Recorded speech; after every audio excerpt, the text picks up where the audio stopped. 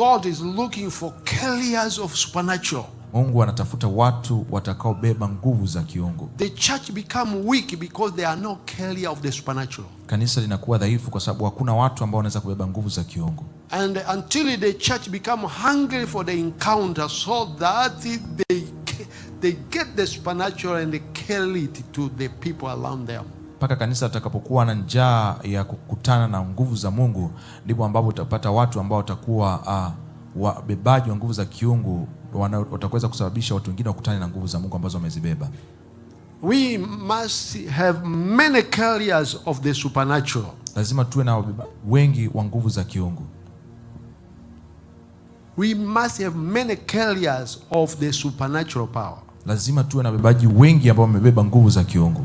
And you will carry that supernatural when you have an encounter with the Holy Spirit. Utabeba nguvu hizo za kiungu utakapokuwa umekutana na Roho Mtakatifu.